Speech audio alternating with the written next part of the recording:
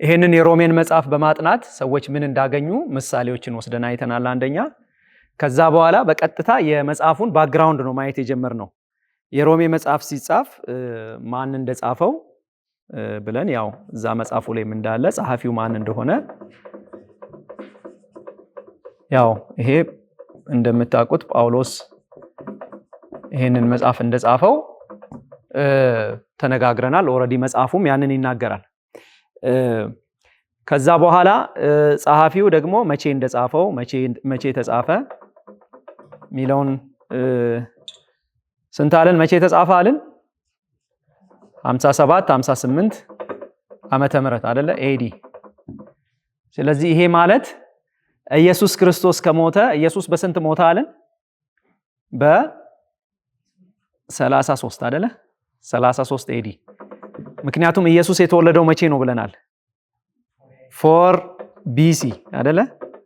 ከዛ በኋላ ይመጣና ያው እዚህ ጋር ዜሮ ይኖራል።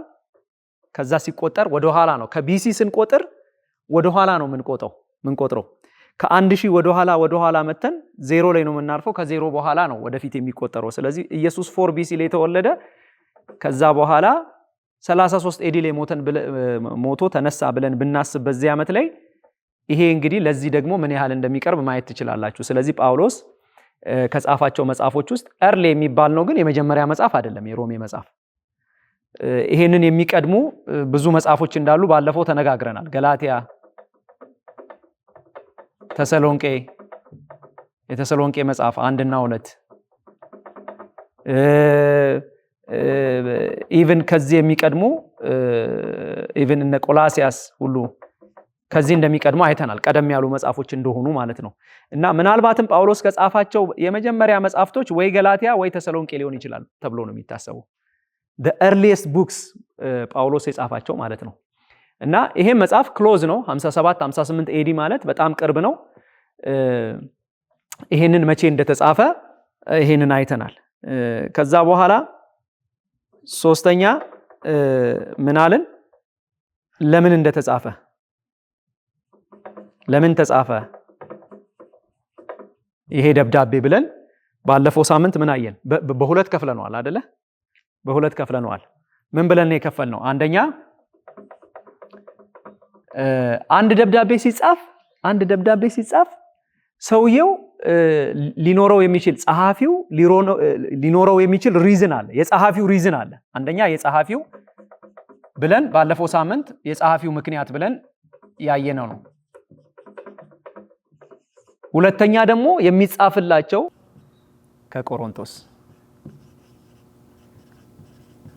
ከቆሮንቶስ እንደተጻፈ ሐዋርያት ሥራ ምዕራፍ 20 ጠቅሰን ተነጋግረናል። ከዛ በኋላ ጳውሎስ ከቆሮንቶስ ሲጽፈው ከዛ በኋላ ይሄንን ደብዳቤ ከቆሮንቶስ ወደ ሮም ማን ነው ይዞ ሄድን ብለን ምዕራፍ 16ን ጠቅሰን ተነጋገርን። ፌበን እንግዲህ ፌበን የምትባል ጓደኛ ካላችሁ ፌበን ምንድን ነው የሰራችሁ ብላችሁ ጠይቋት። እና እቺ በክንክራኦስ የምትገኝ ዲያቆን የነበረች ሴት እንዴት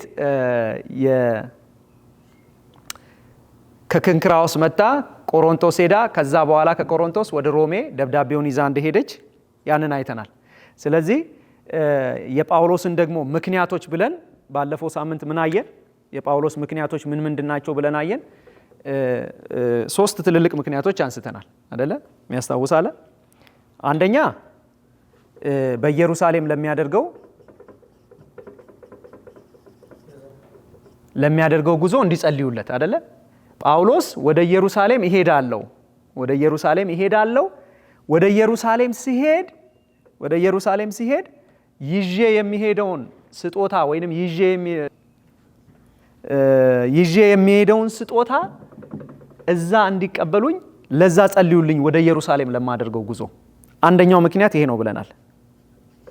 አንደኛው ምክንያት በኢየሩሳሌም ለሚያደርገው ጉዞ። ወደ ኢየሩሳሌም ለምንድን ነው የሚሄደው አለን? ወደ ኢየሩሳሌም የሚሄደው ለቤተ ክርስቲያን፣ የኢየሩሳሌም ቤተ ክርስቲያን የተሰበሰበውን ገንዘብ ይዞ ወደ ኢየሩሳሌም ሊሄድ እንዳለ የቆሮንቶስ መጽሐፍን ጠቅሰን አይተናል። ስለዚህ ይሄ አንዱ ምክንያት ነው። ወደ ኢየሩሳሌም ለማደርገው ጉዞ ያ ጉዞ የተሳካ እንዲሆን ምን አድርጉልኝ? ጸልዩልኝ። አያችሁ እግዚአብሔርን እንግዲህ የሚያገለግል ይሄ ትልቅ አገልጋይ ምን ይላል? ጸልዩልኝ። የእናንተን ጸሎት ፈልጋለሁ፣ የእናንተን እርዳታ ፈልጋለሁ። ስለዚህ በዚሁ አያይዘን ምን ብለናል? የእግዚአብሔር አገልግሎት ስናገለግል እግዚአብሔርን ስናገለግል ብቻችንን አይደለም የምናገለግለው። እንግዲህ ጳውሎስን የሚያክል ሰውዬ ጸልዩልኝ ካለ ዛሬ ላይ ደግሞ እኛ የምናገለግል ሰዎች ምን ያህል ደግሞ የሰዎች ጸሎት እንደሚያስፈልገን የሚያሳይ ነገር ነው። እና ጸልዩልኝ ይላቸዋል። ሁለተኛ ምን አለ? ወደ እናንተ ምን አደርጋለሁ? ወደ ሮም እመጣለሁ አይደለ ያለው? ወደ ሮም እመጣለሁ። ስለዚህ ስመጣ ምን አድርጉኝ? ተቀበሉኝ፣ እንድትቀበሉኝ እፈልጋለሁ ወደ ሮም ስመጣ። ስለዚህ ወደዛ እንደሚሄድና እነሱን ሊጎበኛቸው እንደሚሄድ ሌላኛውን ምክንያት ጠቅሶ ወደ እናንተ ስለምመጣ ይሄንን እንድታውቁ፣ ስለዚህ ስመጣ እንድትቀበሉኝ። ከዛም እንድትቀበሉኝ ብቻ ነው። ከዛ በኋላ ምን ታደርጉልኛላችሁ አለው? ወደ ስፔን ለማደርገው ጉዞ ደግሞ እንድትረዱኝ ከዛ እንድትጸልዩልኝ አይደለ? ስለዚህ እነዚህን 3 ምክንያቶች አየን። ጳውሎስ ይሄንን የሮሜን መጽሐፍ ለምን እንደሚጽፍላቸው። ስለዚህ እነዚህ የሚሄድባቸው 3 ቦታዎችን አየን። ኢየሩሳሌም ይሄዳል፣ ሮም ይሄዳል፣ ስፔን ይሄዳል። ስለዚህ ወደ ስፔን ሄዶ ወንጌልን ሲሰብክ ለሚያደርገው ጉዞ ከነሱ አንደኛ እርዳታ ይፈልጋል፣ ደግሞ እንዲቀበሉት ይፈልጋል። ክብር ለእግዚአብሔር ይሁን። ስለዚህ ጳውሎስ በእነዚህ ምክንያቶች የራሱ ምክንያት ነው ይሄ የጸሐፊው ምክንያት ብለን ይሄንን አይተናል። ስለዚህ የተጻፈበትንም ደግሞ ወደ መጽሐፉም ደግሞ ስንገባ ወደ ኢየሩሳሌም ለሚያደርገው ጉዞ ጸልዩልኝ ለምን እንደሚላቸው ደግሞ በደንብ ምክንያቱን እናያለን። ምክንያቱም ኢየሩሳሌም ምኖች ናቸው? ጁሾች ናቸው፣ አይሁዶች ናቸው ብለናል። እነዚህ የአይሁድ ሰዎች ስለሆኑ ከአሕዛብ ጋር ያላቸው ኢንተራክሽን ጥሩ አይደለም።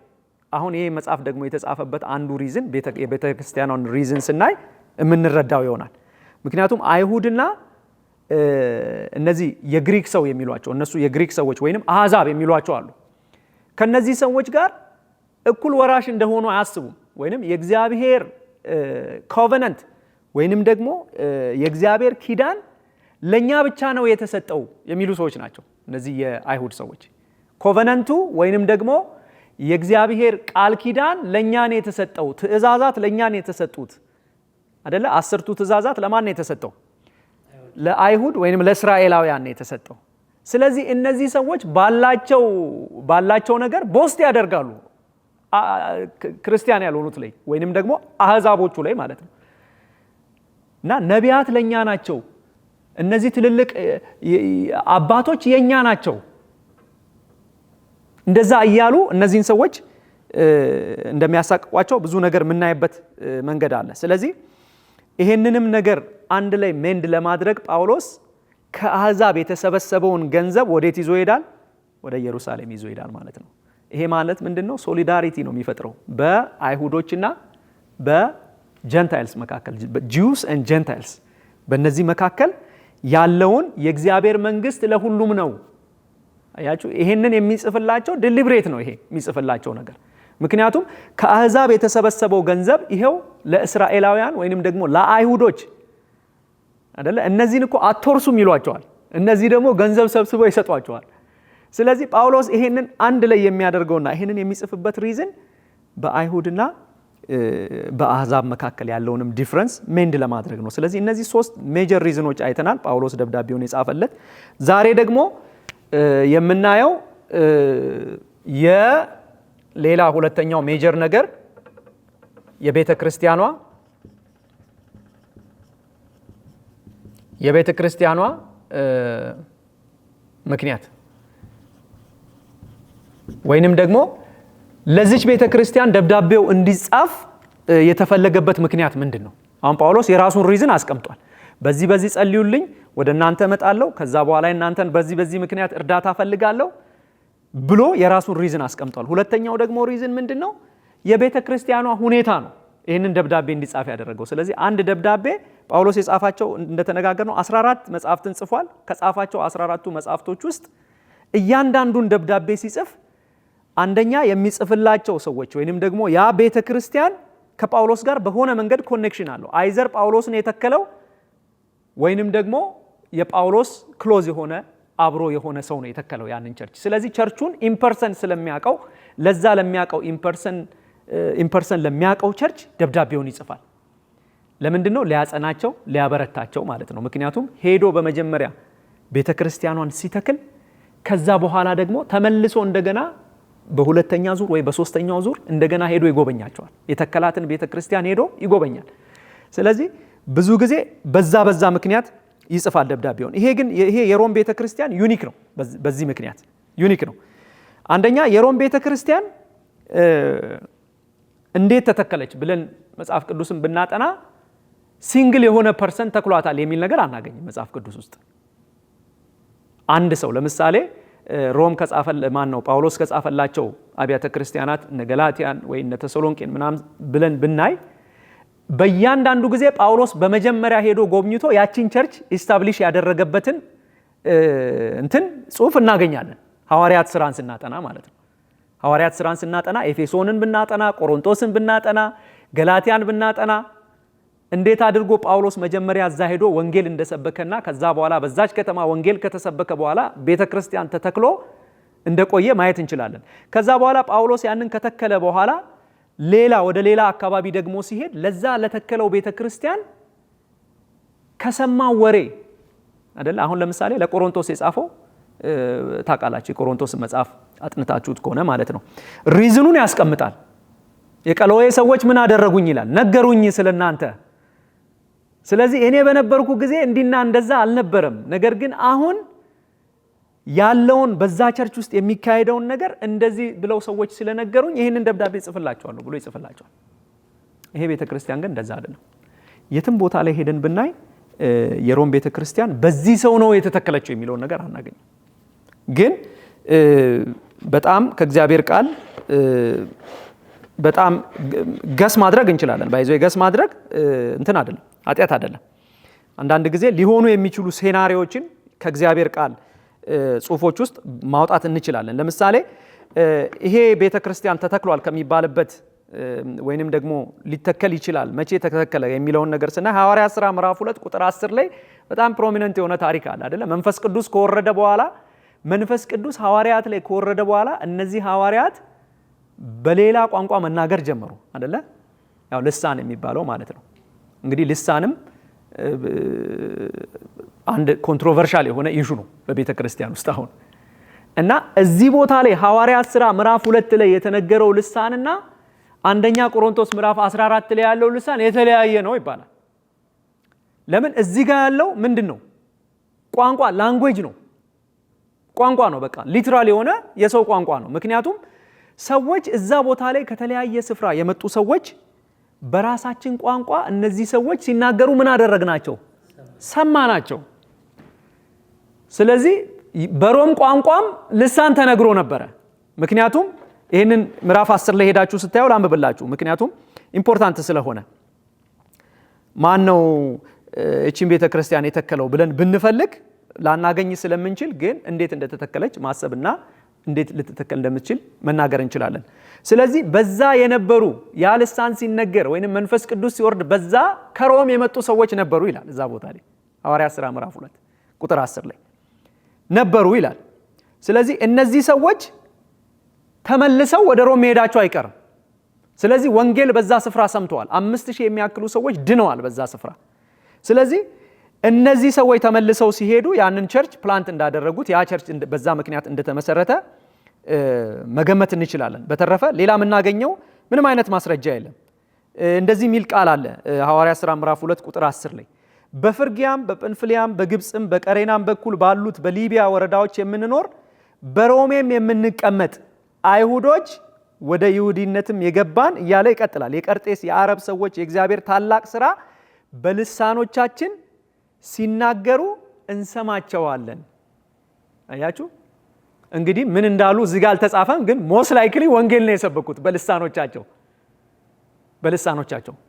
ስለዚህ የሚሰማው ሰው ነበረ ማለት ነው። ይህንን ልሳን የሚሰማው ሰው ነበረ። አንዱ ትልቁ ኮንትሮቨርሲ ያ ነው አይደለ? አሁን የሚነገረው ልሳን እንሰማዋለን ወይ ነው፣ ወይንም ደግሞ የሚተረጉም ሰው አለ ወይ ነው ሌላው አይደለ? ጳውሎስ የተናገረው አንደኛ ቆሮንቶስ ምዕራፍ 14 እግረ መንገዳችንን በዛው እንንካው ብዬ ነው። ምክንያቱም ነገ የሆነ ነገር ሲመጣ አዲስ እንዳንሆን አለ። ይሄንን አሁን ማይቀበል ደግሞ በቤተ ክርስቲያን ውስጥ ያለ ሰው አለ። እዚህ ሊኖር ይችላል አላቅም። እና ይሄንን ስንሰማ አዲስ እንዳይሆንበት። ስለዚህ እዚህ ጋር ሐዋርያት ሥራ ምዕራፍ 2 ላይ የሚነገረው ልሳን የተባለው ምንድነው? ላንጉዌጅ ነው፣ ቋንቋ ነው። አየ እነዚህ የሮም ሰዎች ምንኛ ነው የሚሰሙት? ጣሊያንኛ ነው የሚሰሙት። በቃ ምንም ግልጽ ነው። ስለዚህ በእኛ ቋንቋ የእግዚአብሔር ታላቅ ሥራ ሲናገሩ ምን እናረጋቸዋለን? እንሰማቸዋለን። አየ አሁን ልሳን የለም የሚሉ ሰዎች የሚሉት ነገር ምንድነው? አሁን እነዚህ የቋንቋ ስፔሻል የሆነ እንትን አያስፈልግም። አሁን ወይ በእንግሊዘኛ ትናገራለህ፣ ኢዚ ነው። አሁን የምንናገርበት መንገድ አለ፣ ወንጌል የምንናገርበት መንገድ። ስለዚህ ሲዝ አድርጓል። ያን ጊዜ በጣም አስፈላጊ ስለሆነ እግዚአብሔር በመንፈሱ ያንን አፈሰሰና ሰዎቹን በሌላ ቋንቋ ምን አረጋቸው? አናገራቸው። ከዛ ወንጌል ሰበኩ። አሁን ግን ያን እናደርጋለን አናደርግም? ዛት ዘ ኮንትሮቨርሲ። ስለዚህ ማን ነው? አንደኛ ቆሮንቶስ ምዕራፍ 14 ላይ ደግሞ የጸጋ ስጦታ ነው የተባለው ደግሞ ልሳን በአንዱ ሳይድ ያለው ክርክር ያ ነው ማለት ነው። ኖ የጸጋ ስጦታ ነው። ጳውሎስም በስርዓት ይሁን ያለበትም ሪዝን ለምን እንደሆነ እዛ ጋር ግልጽ ነው። በስርዓት መሆን አለበት አይደለ? የሚተረጉም ከሌለ ምን ተባለ? የሚተረጉም ከሌለ why are we speaking it in the first place? የሚተረጉም የለማ። እና እንደውም ምን ይላል? የማያውቁ ሰዎች ቢመጡ ወደ ጉባኤያችን ምን ይላሉ? እነዚህ በቃ እብዶች ናቸው። ምክንያቱም ወንጌል እንዳይሰበክ ይከለክላል ማለት ነው ጳውሎስ እያለን ያለ። እኔ አይደለም ያልኩት፣ ጳውሎስ ነው የሚለው። ስለዚህ ይሄ ነገር በአግባብ ይሁን፣ እንደውም በተራ ይናገሩ ነው የሚለው አይደለ? ለምንድን ነው በተራ መናገር ያለባቸው? አንዱ ሲናገር አንዱ እንዲተረጉም፣ ሁለቱም የጸጋ ስጦታ ስለሚኖር ካለ አንዱ ሲናገር አንዱ ይተረጉማል ማለት ነው። ስለዚህ ኦን ዘ ሳይድ ይሄንን እንተውና ወደ ሐሳባችን እንግባ። ስለዚህ እነዚህ ሰዎች የሮም ሰዎች ነበሩ በዛ ሰዓት ማለት ነው። ስለዚህ እነዛ የሮም ሰዎች ይሄንን ወንጌል ሰምተው ወዴት ተመልሰዋል? ወደ ሮም። ስለዚህ በዛ ምክንያት ያ ተመስርቷል ይላል። ለምንድን ነው ይሄንን የምናገረው? ምክንያቱም አሁን አንዳንድ ክሌሞች አሉ። ሮም ላይ ያለ ክሌም አለ። ለምሳሌ ሮምን አሁን ካቶሊክ ማን ነው የመሰረተው? እዛ ያንን ቸርች ማን ነው የመሰረተው ብላ ነው የምታምነው? ፒተር። ግን መጽሐፍ ቅዱስ የትም ቦታ እንደዛ አይለን። ጴጥሮስ ራሱ ምን ነኝ የመሰረትኩት አላለ። አያችሁ፣ አንዳንድ ክሌሞች ከእግዚአብሔር ቃል ውጪ። አምስቱን ሶላዎች ባለፈው አይተናል አይደለ? ከአምስቱ ሶላዎች ውስጥ አንደኛው አሁን ለምናወራው ነገር ምን ይጠቅመናል? ሶላ ስክሪፕቹራ ወይንም ደግሞ መጽሐፍ ቅዱስ ብቻ አይደለ? አምስት ሶላ አለ ብለናል። እሺ ሌላስ? ጸጋ ብቻ አይደለ? ሌላው የሮሜ መጽሐፍ የሚነግረን ጸጋ ብቻ። ሰዎች የዳኑት በምንድን ነው? በጸጋ ነው። በስራ ይድናሉ? አይድኑም። መጽሐፍ ቅዱስ አይለንም። ጸጋ ብቻ። እሺ ሶስተኛ እምነት ብቻ። እሺ ከዛስ? ክርስቶስ ብቻ። እሺ የመጨረሻ ክብር ለእግዚአብሔር ብቻ። አሜን። ክብር ለእግዚአብሔር ብቻ። ምክንያቱም ክብር ለብዙ ነገር የሚሰጡ ሰዎች አሉ አይደል?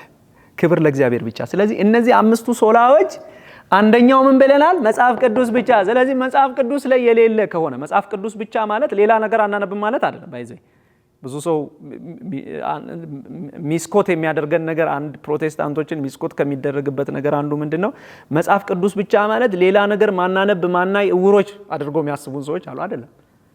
መጽሐፍ ቅዱስ ብቻ ማለት መጽሐፍ ቅዱስ የሁሉ ነገር መመዘኛ ብቸኛው አካል ማን ነው?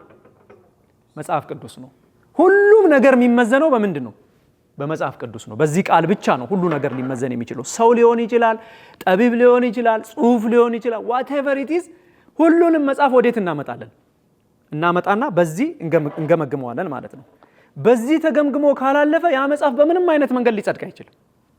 የቤተ ክርስቲያን አባቶች ወይንም ሪፎርመርስ ያመጡት ይሄንን ነው። ስለዚህ አንዱ የማርቲን ሉተር አንዱ ክርክር ምንድን ነው? አንዱ ራሱ የሮም ቤተክርስቲያን የተመሰረተው በማን ነው? በጴጥሮስ ነው። የጴጥሮስ መንበር አይደለ? ከዛ በኋላ ከዚህ ጋር ምን ያመጣሉ? ይሄንን በእንደዚህ አይነት መንገድ አብሮ ሊመጣ የሚችል ነገር እግረ መንገዴን ላንሳላችሁ። አፖስቶሊክ ሰክሴሽን የሚባል ሰምታችሁ ከሆነ አይ ዶንት ኖ፣ ይሄ ሐዋርያዊ ምን ቅብብሎሽ ተዋረድ ይሄ። ስለዚህ ሁሉም ሰው አፖስቶሊክ ሰክሴሽኑን የሚቀዳው ወይንም ይሄ ሐዋርያዊ ቅብብሎሹን የሚቀዳው ከየት ነው ካላችሁኝ፣ ከሮም ነው። ምክንያቱም የሮም መንበር ነው አንደኛው ነው የሚባለው። ከዛ ከሮም ከጴጥሮስ ቀጥሎ እንትና መጣ።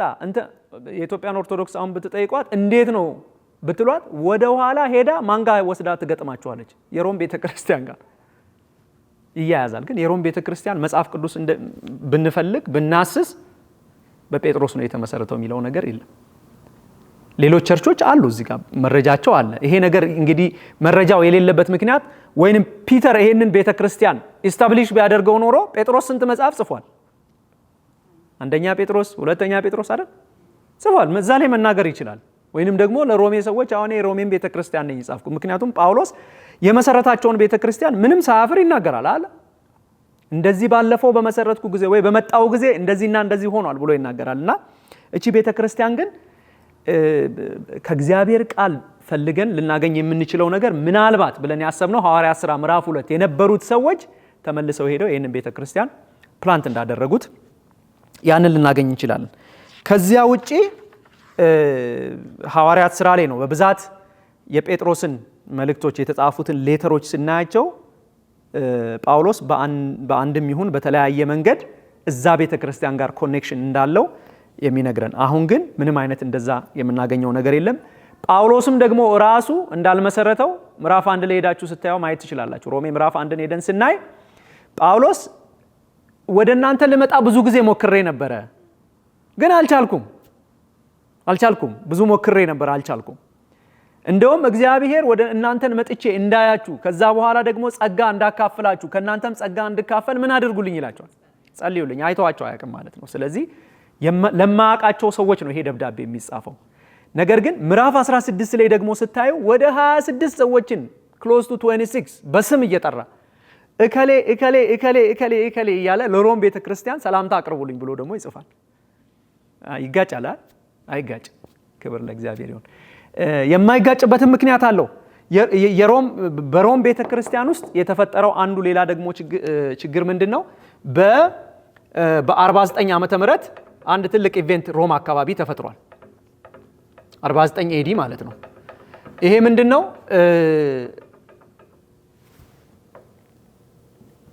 ቀላውዲዮስ የሚባል ንጉስ ወይንም ደግሞ ኤምፐረር አይሁዶችን ከሮም ምን አደረገ? አባረራቸው።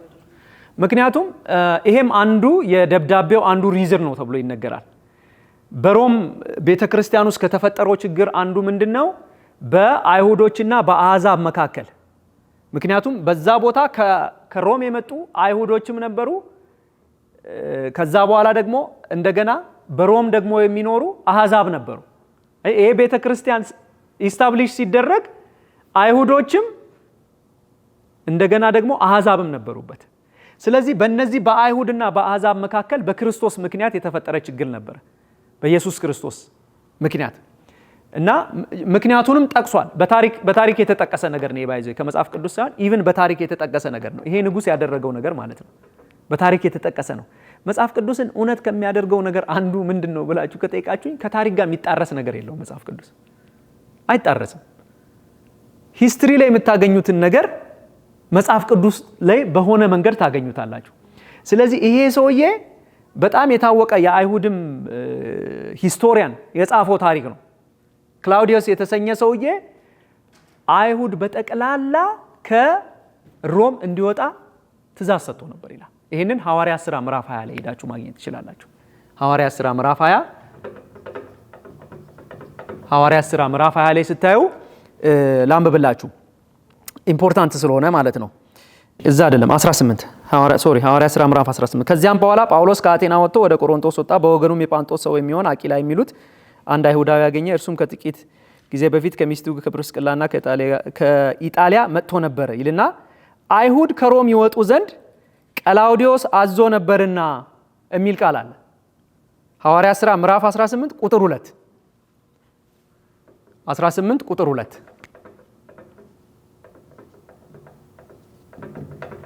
ይህንን ሰውዬ ያገኛችሁት አይደለ? ቀላውዲዮስ ምን አድርጎ ነበረ? አይሁድ ከሮም እንዲወጡ አዞ ነበረ ይላል።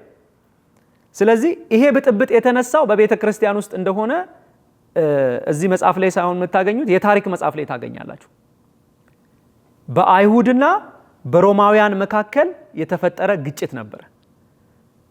ስለዚህ አህዛቦቹ ሊወጡ አይችሉም። ከዛ እንግዶቹ እነማን ናቸው? አይሁዳውያን ናቸው። እንግዶቹ ተበትነው የሄዱት ማለት ነው። በኢየሩሳሌም በነበረ ችግር ምክንያት ነው ተበትነው ወደ ዓለም ሁሉ የዞሩት። ስለዚህ በዚህ ምክንያት እነዚህ ሰዎች እዚህ መጡ። ከዛ በኋላ ከዚህ ደግሞ እንደገና በዚህ ንጉስ ምክንያት ምን አደረጉ? ተባረሩ። ሲባረሩ ማን ይቀራል? እዚህ ቸርች ማለት ነው አሕዛብ ይቀራሉ ማለት ነው። ስለዚህ በ49 ወጥተው የተመለሱት ወደ 53 ወይ 54 አካባቢ ነው። ስለዚህ በዚህ መካከል ቸርች ነበረች ማለት ነው እዛ ከተማ። በአሕዛብ ብዙ አሕዛብ እንዳለው ይታወቃል ይሄ። ምክንያቱም አይሁድ ሲባረር ብዙ አሕዛብ ነበር ማለት ነው። ስለዚህ በዚህ ምክንያት አይሁዶቹ ተመልሰው ከሄዱ በኋላ እንደገና ይሄ ችግር ቀጥሏል። የዚህ ችግር ዋናው ምክንያት ምንድነው? አይሁዶቹ አንድ የሚሉት ነገር አለ። አይሁዶቹ ክርስትና is part of Judaism ብለው ነው የሚያምኑት። ክርስትና ለብቻው ራሱን የቻለ አንድ እንትን አይደለም ብለው ነው የሚያስቡት። ለምን? ኢየሱስ ክርስቶስ ከአይሁድ ነው የመጣው አይደል? የአይሁድን ስርዓት ተከትሎ ነው ብዙውን ነገር ያደረገው። ስለዚህ ጳውሎስም ምንድን ነበርኩኝ ይላል? ፈሪሳዊ ነኝ ይላል ጳውሎስ ራሱ። ከፈሪሳዊም ፈሪሳዊ ነኝ ይላል። ሁለተኛ ቆሮንቶስ ላይ ጽፏል። እንደገና ፊልጵስዩስ ላይ ጽፏል። ይህንን ሄዳችሁ ማየት ትችላላችሁ። ፈሪሳዊ ነኝ ይላል። ስለዚህ እነዚህ ሰዎች የሚያስቡት አይሁዶቹ የሚያስቡት እነዚህን አሕዛቦቹን ወደ እግዚአብሔር መንግስት መግባት ካስፈለጋችሁ የአይሁድን ስርዓት የአይሁድን ሕግ ምን ማድረግ አለባችሁ? መከተል አለባችሁ። you have to keep ሰንበትን ኪፕ ማድረግ አለባችሁ።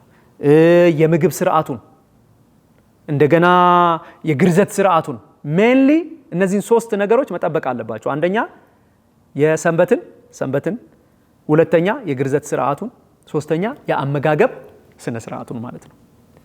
ስለዚህ ዛሬም ድረስ ይጠብቃሉ እነሱ ኮሸር ፉድስ ብለው እነሱ የሚበሏቸው አሉ፣ ማይበሏቸው አሉ። አንዳንድ የራሳቸው ስቶሮች አሏቸው አሜሪካ ኮሸር ፉድ ብቻ ይይዙ ማለት ነው። ምክንያቱም በጣም ፌመስ ነገር ስለሆነ ማለት ነው። ብዙ አይሁዶች አሉ እዚህ ምድር ላይ። ስለዚህ የሚበሉትን ነገር መርጠው ነው የሚበሉት። እሺ አሕዛቦቹ ይህንን አያደርጉም። አሕዛብ ይበላል ዝም ብሎ ከገበያ እየገዛ የተሰዋውንም ምኑንም ይበላል። ስለዚህ በእነዚህ መካከል ትልቅ የሆነ የዶክትሪናል ኢሹ ነበረ፣ ቴንሽን ነበረ በዛ ቸርች ውስጥ። ስለዚህ እነዚህ ሰዎች በዛ ምክንያት ይጣሉ ነበር።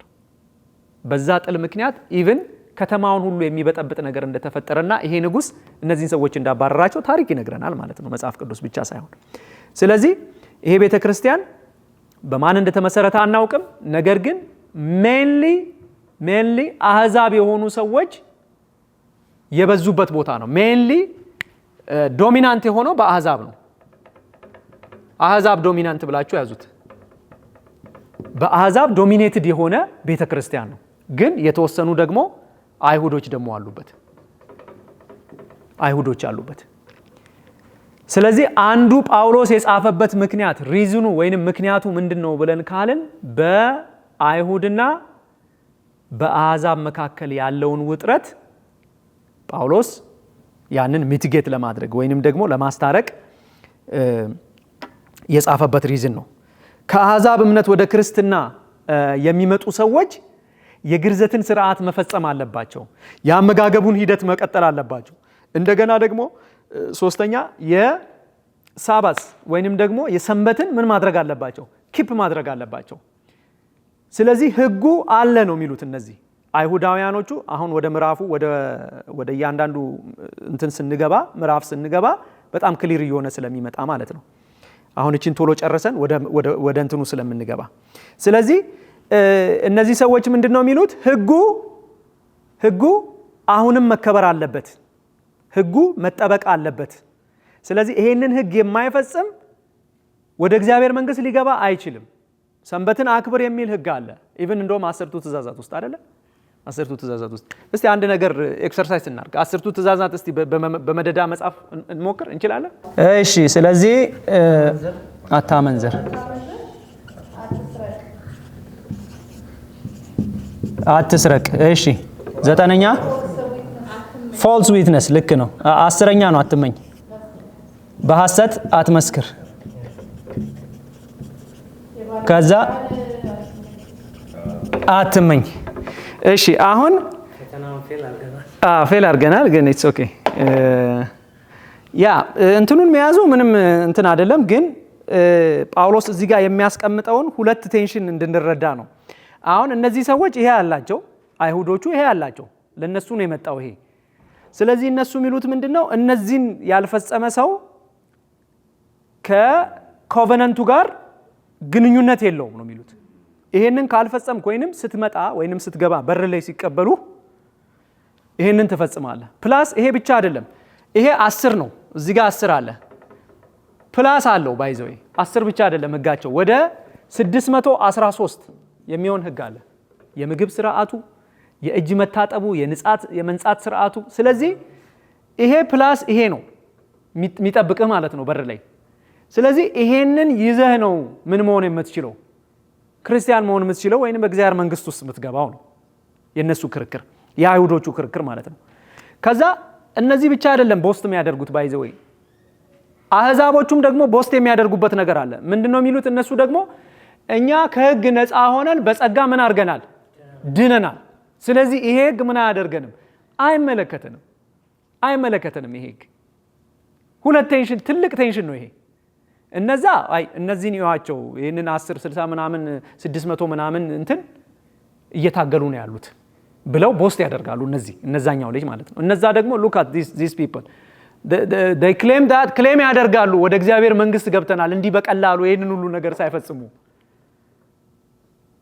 ይሄ ነው ዶክትሪናል ኢሹ። አትሊስት ይሻላል አይደለ? በዛ ዘመን የነበረው ኢሹ ይሻለኛል እኔ። አሁን በእኛ ዘመን ካለው ላይክ በዘር በምናምን ካለው ይሄ ይሻላል። አትሊስት ይሄ ቢብሊካል የሆነ ነገር ላይ ነው ቢያንስ እንደው እንትኑ ያለው። እኛ ደግሞ ምን ያህል ከዛ ደግሞ እንደራቅን ማየት ትችላለህ። እኛ ዛሬ ነው በቃ የእንትን ቸርች የሆነ ዘር እየጠራን የእንትን ቸርች እያለን ያለ ነው ዛሬ። እነዚህ ሰዎች they are doing the same፣ ግን አይሁድ ሆነው ይሄንን ስርዓት መፈጸማል ካልተገረዘ የአብርሃም ልጅ ሊሆን አይችልም።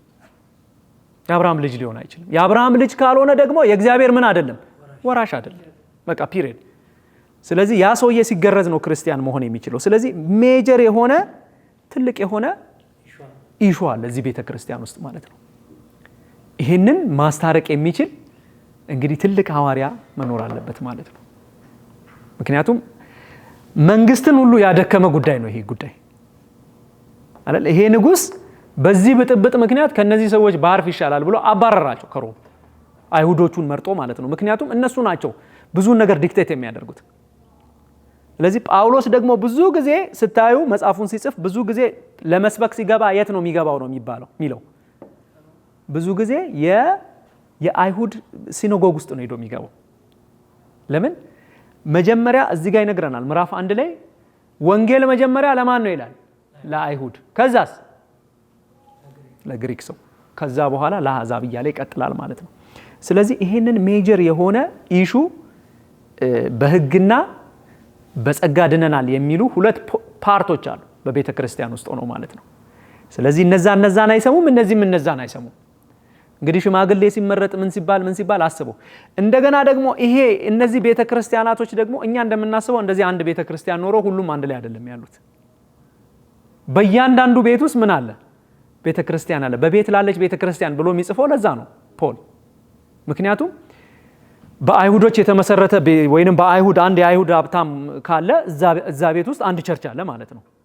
ስለዚህ ሌላ ደግሞ አንድ አሕዛብ ደግሞ እንደዚሁ ቤቱን የሚሰጥ ደግሞ ክርስቲያን ካለ እዛ ሰውዬ ቤት ደግሞ ሌላ ቸርች አለ። አይሁዶቹ ወደዚህ ይሄዳሉ፣ ዜን ደግሞ አሕዛቦቹ ወደዛ ይሄዳሉ ማለት ነው። ስለዚህ አንዱ ሜጀር ሪዝን በእነዚህ በሁለት ሰዎች መካከል ያለውን እንትን ነው። ስለዚህ ይህንን ለማስታረቅ በመሃል የተፈጠረውንም ክፍተት ጳውሎስ በደብዳቤው ለማስታረቅ ይሞክራል ማለት ነው። ሁለቱንም በመገሰጽ አንዱን ለይቶ አይደለም።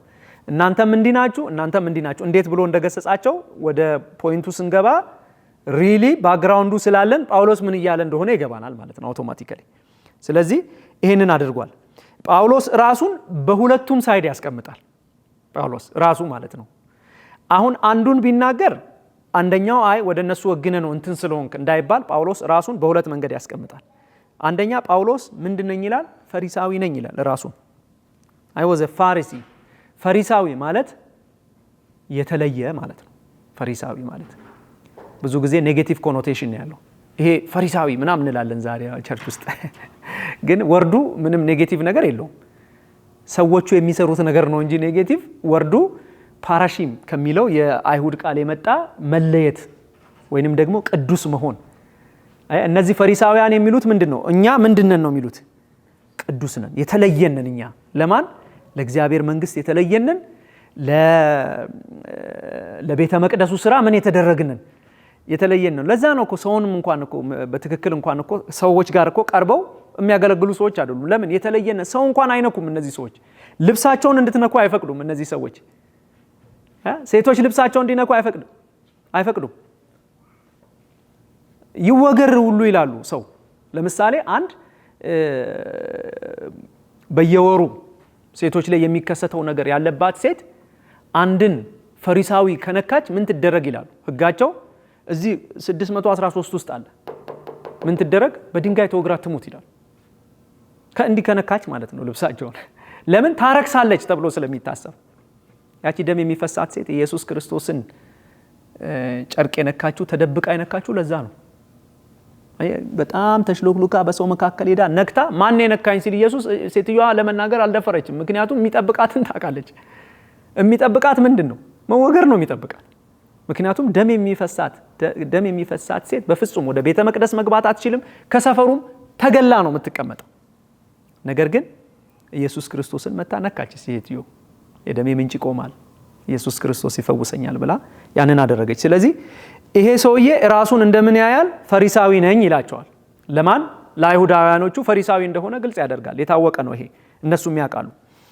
ለነዚህ ለአሕዛቦቹ ደግሞ የአሕዛብ ሐዋርያ ነኝ ይላል። ሮሜ 11:13 ላይ የአሕዛብ ሐዋርያ ነኝ ይላል ራሱን። ፈሪሳዊ በሆንም እግዚአብሔር ግን የጠራኝ ወንጌል ለማን እንድናገር ነው?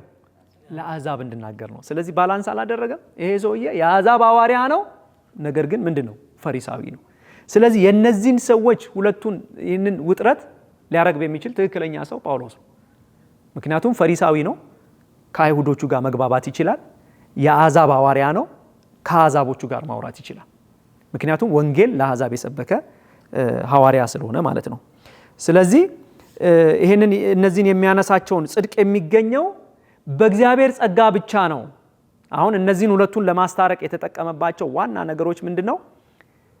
አይሁዱም አሕዛቡም የእግዚአብሔር ልጅነት የሚያገኙት ከአብርሃም ዘር በመቁጠር ሳይሆን አሕዛቡም አይሁዱም የእግዚአብሔር ልጅ የሚሆነው በእምነት በኩል ኢየሱስ ክርስቶስን በጸጋ ሲቀበል ብቻ። ስለዚህ እናንተም የእግዚአብሔር ልጅ መሆን የምትችሉት በምንድነው? በጸጋ በእምነት በኩል በክርስቶስ ኢየሱስ ነው። እናንተም ደግሞ የእግዚአብሔር ልጅ የምትሆኑት በጸጋ በእምነት በኩል በክርስቶስ ኢየሱስ ነው። ስለዚህ ይሄ ሕግ ሊያጣላችሁ አይገባም። አንተም የእግዚአብሔር ልጅ የሆንከው በኢየሱስ ክርስቶስ ነው። አንተም የእግዚአብሔር ልጅ የሆንከው በኢየሱስ ክርስቶስ ነው። ስለዚህ ይሄ ሁለቱን አንድ ሊያደርግ የሚችል ትልቅ ኢሹ ነው ራን የሚያደርገው። እንዴት ራን እንዳደረገ እናየዋለን። ግን ዋናው ኢሹ ይሄ ነው። ስለዚህ የእግዚአብሔር ልጅነት በስጋ ከአብርሃም በመወለድ አይደለም የሚገኘው። ይሄንን ጳውሎስ ጥሩ አድርጎ ከምዕራፍ 3 ጀምሮ ደግሞ እንዴት ሁላችንም ወደዚህ መንግስት በምን መንገድ እንደገባን በግልጽ ይነግረናል ማለት ነው። ስለዚህ ሁለተኛ ደግሞ እነዚህ አይሁዶች ምን ይላሉ? ሰው በመገረዝ ነው ከዚህ ኮቨናንት ጋር ምን ማድረግ የሚችለው? ኮኔክት ማድረግ የሚችለው በመገረዝ። እነሱ በ7 በ8ኛው ቀን ነው የሚገረዙት። ምክንያቱም ይሄ ሕግ ለአብርሃም ተሰጥቷል። ምዕራፍ 17 18 ላይ ሄዳችሁ ስታነቡ ለአብርሃም የተሰጠ ሕግ ነው ይሄ። ምክንያቱም እግዚአብሔር ከአብርሃም ጋር ቃል ኪዳን ሲገባ ይሄንን ሕግ ለማጽናት የግርዘትን ሕግ ሰጥቶታል እግዚአብሔር።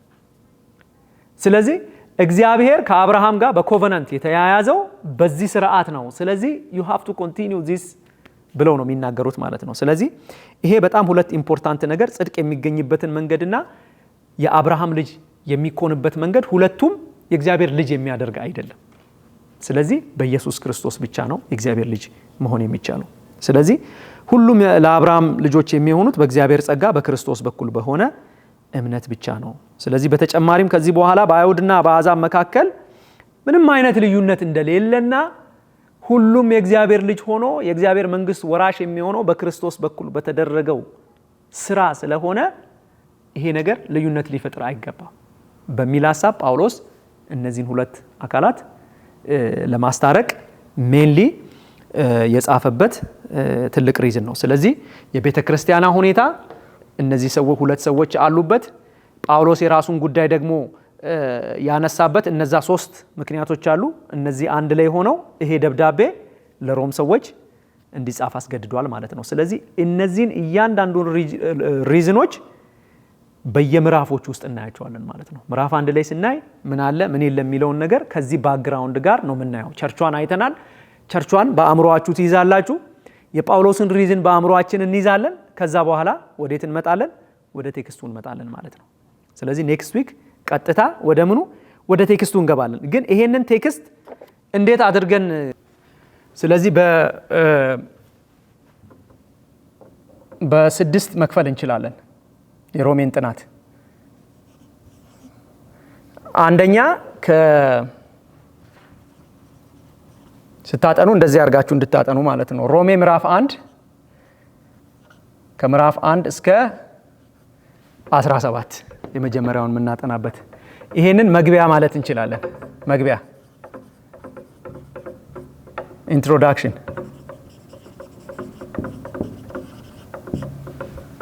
ሮሜ ምዕራፍ 1 ከምዕራፍ 1 እስከ 17 መግቢያ። ሁለተኛ ከሮሜ ምዕራፍ 1 ከቁጥር 18 እስከ ምዕራፍ 3 ቁጥር 20 ሁለተኛውን ምን ከፍልበት ማለት ነው። ይሄ ከምዕራፍ 1 ከቁጥር 18 እስከ ምዕራፍ 3 ከቁጥር 20 ድረስ የሚናገረው ስለ እግዚአብሔር ቁጣ ነው። የእግዚአብሔር የጽድቅ ቁጣ እንበለው።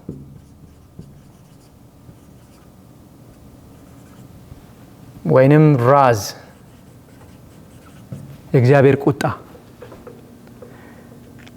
ምዕራፍ 1 ከ18 እስከ 3 ከቁጥር 20 ድረስ የምናየው ሁሉ እግዚአብሔር ጻድቅ ስለሆነ፣ እግዚአብሔር ንጹህ ስለሆነ፣ እግዚአብሔር በምን ምክንያት እንደተቆጣ፣ በምን ምክንያት የእግዚአብሔር ቁጣ እንደተገለጠ ጳውሎስ በግልጽ ይናገራል።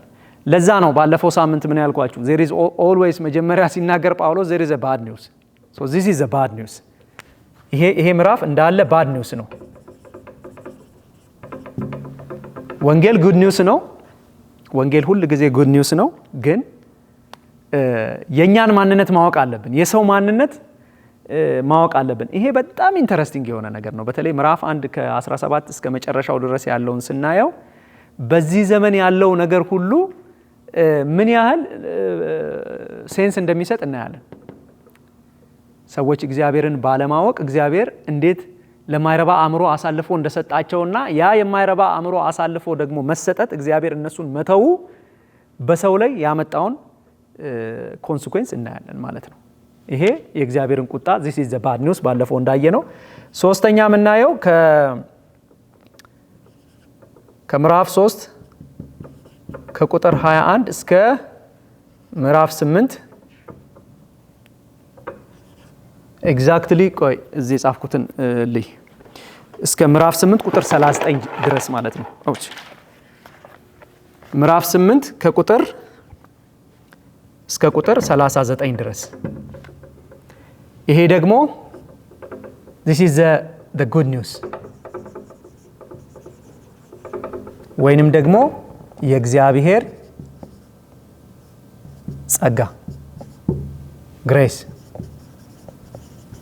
የተገለጠበት ማለት ነው። እዚህ ጋር የእግዚአብሔር ምን ተገለጠ አለን? የእግዚአብሔር ቁጣ ተገለጠ። ስለዚህ ምዕራፍ 3 ቁጥር 21 አሁን ግን ብሎ ነው የሚጀምረው። ይህንን ባድ ኒውስ ከነገረን በኋላ ባድ ኒውሱን ከነገረን በኋላ የእግዚአብሔር ቁጣ በዚህ ላይ ተገልጧል፣ የእግዚአብሔር ቁጣ እንደዚህ ተገለጠ፣ የእግዚአብሔር ቁጣ የሚል በጣም ብዙ ጊዜ የተጻፈ ነገር ታነባላችሁ። ቁጣ የሚለው ወይንም ራዝ የሚለው ነገር የተጻፈበትን ብዙ ጊዜ ታገኛላችሁ። ምናልባትም ከኦልሞስት 12 ጊዜ በመጽሐፍ ቅዱስ ቁጣ የሚለው ቃል ይሄ ራዝ ተብሎ ወይንም ቁጣ የሚለው ቃል የተጻፈበት ሌላኛው መጽሐፍ የራእይ መጽሐፍ ነው። ራእይ ስንት ምዕራፍ አለው? 21 ምዕራፍ አለው። በ21 ምዕራፍ ውስጥ 12 ጊዜ ያህል ቁጣ የሚል ነገር ተጠቅሷል።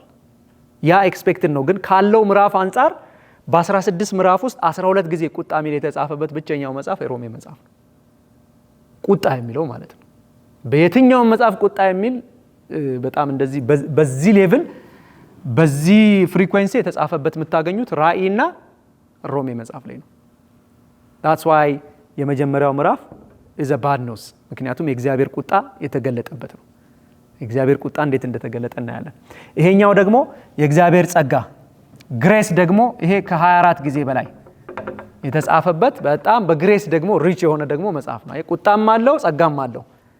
ስለዚህ ሶስተኛው ከፍለን የምናየው ከምዕራፍ 3 ቁጥር 21 እስከ 8:39 ነው። ከዛ በኋላ ብዙ የመጽሐፍ ቅዱስ አስተማሪዎች ምን ይላሉ? ጳውሎስ የሮሜን መጽሐፍ ሲጽፍ በቃ የሮሜ መጽሐፍ ከምዕራፍ 1 እስከ ምዕራፍ 8 ብቻ ነው። አራቱ የሚነግረን ስለ ወንጌል ይነግረናል። ከዛ ስለ አፕሊኬሽኑ ነው የሚነግረን። ከዛ በኋላ ጳውሎስ የጻፈው ሁሉ ነገር ኮንትሮቨርሻል ነው ብሎ ነው የሚያስቡት። ምክንያቱም በምዕራፍ 8 አልቆ ልክ ምዕራፍ 9 ሲጀምር በጣም ኮንትሮቨርሻል የሆነ ነገር ይጀምራል ጳውሎስ። ያ ደግሞ የሚጀምረው ምንድነው? የእስራኤልን ጉዳይ ነው። እስራኤል በእግዚአብሔር የተመረጠ ህዝብ ነው። እግዚአብሔር የመረጠው ህዝብ ነው እስራኤል። አሁን ይጣላል ወይንስ ይድናል? እስራኤል አይደል? አሁንም ኮንትሮቨርሲ አለ በቸርች ውስጥ። እስራኤልን በጣም የሚወድ ክርስቲያን አለ፣ ማይወድ ክርስቲያን እንኳን ያለ አይመስለኝም። ፎር ዛት ማተር እስራኤልን ይሄ አፍቅሮተ እስራኤል በጣም አለ ቤተክርስቲያን ውስጥ። ኔጌቲቭ ነው ብዬ አላምንም፣ እኔ አላስብም። ጳውሎስ ራሱ ይናገራል። ስለዚህ ከምዕራፍ 8 ጀምሮ 9ን ስትመጡ ጳውሎስ በመሃል ከየት አንዳንዶች እንደውም እንትኑን ለመቁረጥ ሁሉ ያስባሉ። ወደ ኋላ ሄደው ታሪክ በማጥናት የኦልድ ማኑስክሪፕቶችን በማጥናት ይሄ ነገር ሮሜ ውስጥ ያለ አይመስልንም፣ ዝም ብሎ ሰምበዲ አምጥቶ የገጠመው ሊሆን ይችላል ብለው ቱዛት ሌቭል የሚሄዱ ሰዎች አሉ። የሚናገረውን ነገር ከመጽሐፍ ቅዱስ ጋር እንትን ላለ ማድረግ ማለት ነው። ምክንያቱም ጳውሎስ እዛ ቦታ ላይ የሚለው እንዴ እናንተ አሕዛብ ሆናችሁ እግዚአብሔር ኪዳን ያልገባላችሁ ሰዎች እናንተ ከዳናችሁ እግዚአብሔር ኪዳን የገባለትን ልጁን ኢየሱስ ክርስቶስን በዛ ዘር ያመጣበትን ዘርማ እንዴት ይጥላል ይላል ጳውሎስ። እንዴት ይጥላል? ሊጥላ አይችልም። የሆነ ሚንስ አለው እግዚአብሔር፣ የሆነ ፕላን አለው ብሎ ይናገራል ማለት ነው። ስለዚህ ብዙ ሰዎች ደግሞ ይሄ የሚያማቸው ሰዎች አሉ በቤተ ክርስቲያን ውስጥ። ስለዚህ ምን ይላሉ? በቃ እስከ ምዕራፍ 8 ነው ጳውሎስ ወንጌል የተናገረው፣ ከዛ በኋላ የመጣው ሁሉ ተጨማሪ ነገር ሊሆን ይችላል የሚል ጥርጣሬ ማለት ነው። ስለዚህ ምዕራፍ ይሄ የእግዚአብሔር እቅድ ለእስራኤል በአጠቃላይ እግዚአብሔር እቅድ ማለት እንችላለን። ይሄ የሚነበበው ለምዕራፍ 9 እስከ 11 ድረስ ማለት ነው። ከምዕራፍ 9 እስከ 11። ከዛ በኋላ አምስተኛ የእግዚአብሔር ፈቃድ